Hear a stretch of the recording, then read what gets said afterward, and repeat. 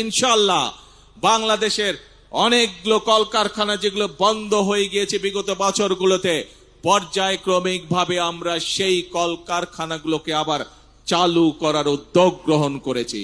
বর্তমান সরকার বিএনপি সরকার, জনগণের ভোটে নির্বাচিত সরকার, এবং সেই জন্যই সরকার গঠিত হওয়ার পরে সাথে সাথেই আমি সংশ্লিষ্ট ব্যক্তিবর্গকে সাথে নিয়ে বসেছি এবং নির্দেশনা দিয়েছে।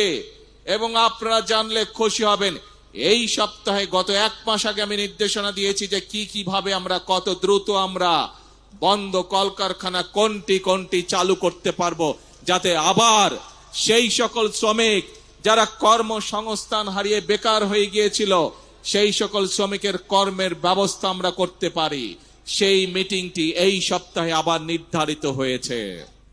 ইনশাআল্লাহ বাংলাদেশের অনেকগুলো কলকারখানা যেগুলো বন্ধ হয়ে গিয়েছে বিগত বছরগুলোতে পর্যায়ক্রমিকভাবে আমরা সেই কলকারখানাগুলোকে আবার চালু করার উদ্যোগ গ্রহণ করেছি। প্রিয় ভাই বোনেরা, শুধু এই বন্ধ কলকারখানা চালু হলেই সকল শ্রমিকের কর্মসংস্থানের ব্যবস্থা হবে না আমরা জানি।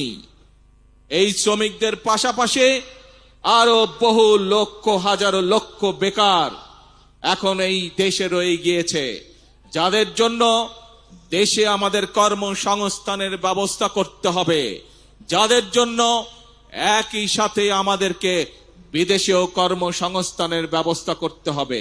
এবং সেই জন্যই আমরা বিদেশি বিনিয়োগকারী সহ দেশীয় বিনিয়োগকারীদের সাথে এরই ভিতরে আলাপ আলোচনা শুরু করেছি।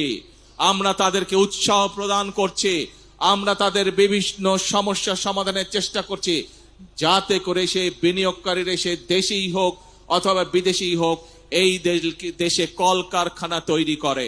কারণ আমরা জানি এই দেশে কলকারখানা তৈরি হলে এই দেশের শ্রমিকরা কর্মসংস্থানের সুযোগ হবে তাদের। আমরা জানি শ্রমিকরা যদি ভালো থাকে তাহলে বাংলাদেশ ভালো থাকবে। আমরা জানি কৃষকরা যদি ভালো থাকে তাহলে এই বাংলাদেশ ভালো থাকবে। অর্থাৎ সাধারণ খেটে খাওয়া মানুষ যখন ভালো থাকবে তখনই এই দেশ বাংলাদেশ ভালো থাকবে।